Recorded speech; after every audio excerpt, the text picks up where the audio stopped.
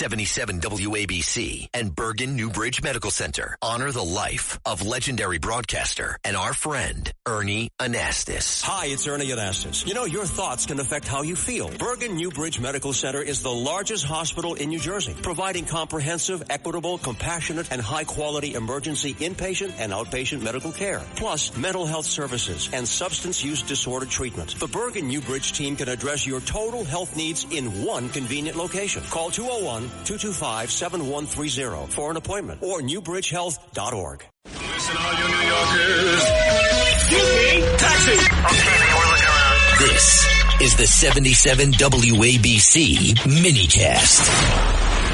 Welcome back to the Dick Morris and Doug DePiro Show, sponsored by the Patriot Gold Group. I think we're going to go to some calls, Dick. And Sandra wants to play something on her piano. I can't wait to hear this. Hi, Sandra. How are you? Hey, you want to hear the piano? I was giving up already.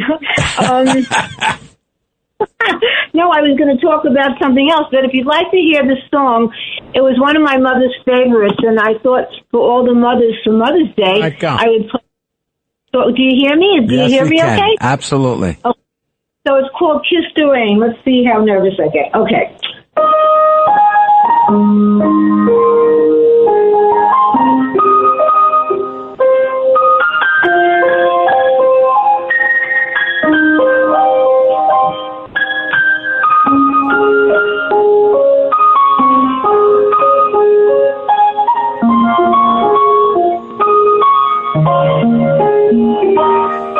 That's beautiful. Beautiful, Sandra.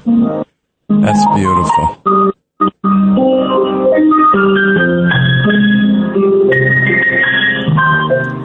So what were you calling about, So Sandra? what was your call? That's beautiful. Thank you so much, Sandra. I'm not done yet. Okay. That was beautiful. Thank you. So tell us about your question. Oh, okay. Yeah, I was having lunch on Saturday with my friends, Dick and Doug, and they were talking about mandamus and the death tax. Now, I know we all want to save our money for our children, but according to this, I learned that they may take everything, mostly everything, and then there won't be anything left for them. Is this true? Yeah, well, that's part of the Democratic left's plan, which is to do in the U.S. what happened in Britain after World War II when the Labour government took over. When they said it's not enough that you live in a house that's wealthy and that provide a nice lifestyle, we will tax you on what you're gaining from that house while you're still alive. Oh, God. We won't wait for the capital gains tax to kick in. Which nobody has that money to do. And the result is that they said, you now have to pay a tax based on the value of your home, not based on any sales data. So what they're doing increasingly, and they did in the 40s in Britain, and they're doing now, is that they're telling people, you live in a luxurious home. We're going to tax you on that home before you die, while you're alive. And you have to come up with the money for it. And you either have to refinance the house, or we're forcing you to sell the house now while you're still alive so that we can collect our tax money. How is that legal? Well, it's legal if the legislature says that's legal. What the tax is based on. Oh. Wow. Now, thank you, Sandra. Sandra. Now, we have been following the math in the midterm elections, and the thrust has been an effort to use projected data based on the generic ballot. For which pollsters would increasingly ask voters, who will you vote for if the election is held today in your district, a Democrat or a Republican? And the poll has showed the Democrats ahead on the generic ballot by 2 points. A big shift from earlier polling that showed the Democrats up by 5 to 7 points. A few key points about this poll. It was one of the tighter recent national House polls. Other polls released at the same time still showed larger Democratic leads. But the polling average of Democrats had dropped significantly. And it showed Republicans comparatively stronger than many other surveys and suggested some narrowing from earlier Democratic advantage. For example, the survey showed that Hispanic people were much more likely to vote Republican. And in fact, it got to a point where the ballot test was almost even between Democrats and Republicans among Hispanics. Among all registered voters, 50% said they would vote Republican and 50% said they would vote Democrat. And the same was true among likely voters. The Harvard-Harris poll of that same period showed an even larger swing toward the Republicans because the Republicans were gaining dramatically among Hispanics. The Democrat support among Hispanics had dropped from a 5-point margin to a 3-point margin. And Trump's wins in 26 and 24 were able to largely neutralize the Democratic advantage over women.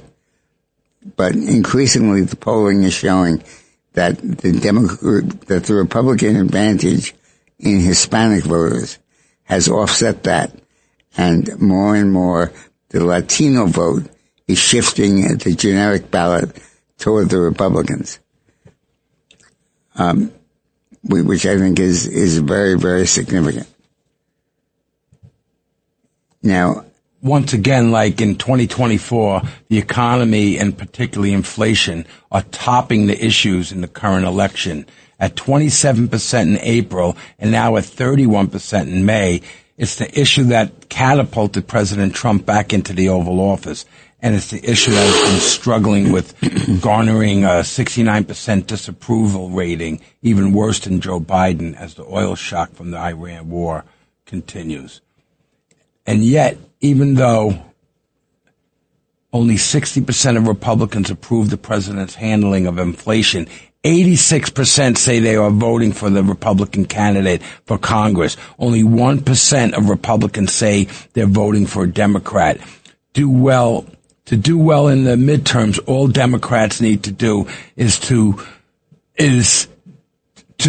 is be not crazy or turn to President Trump and Republicans, and the economic issues likely would carry them across the finish line. Instead, they have gravitated to the riskier hot button issues like immigration, proclaiming radical open borders and defunding immigration enforcement policies as top agenda items, with their high profile just ended government shutdown of the Department of Homeland Security. They cannot seem to help themselves, and it could be hurting them in the current cycle.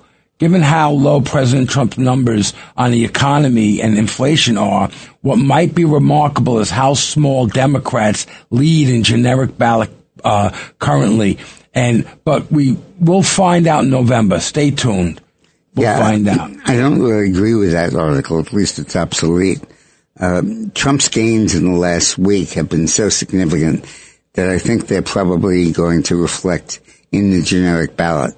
I think that Trump is actually going to take the lead over the Democrats in the generic ballot. I believe that, which will be the first time that has almost ever happened with an incumbent president.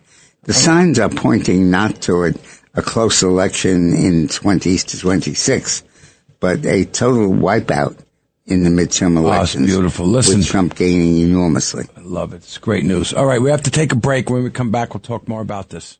The Marine Toys for Tots foster care program is bringing hope to children who need it most. Every 2 minutes, a child enters foster care, often with only a small bag of belongings. More than 400,000 children face trauma and uncertainty, many before age 8. This May, during Foster Care Awareness Month, Toys for Tots is creating Room for Joy. In 2025, nearly 375,000 children received comfort through toys, books, and essentials, reminding them they are not alone. Donate now and change a child's life.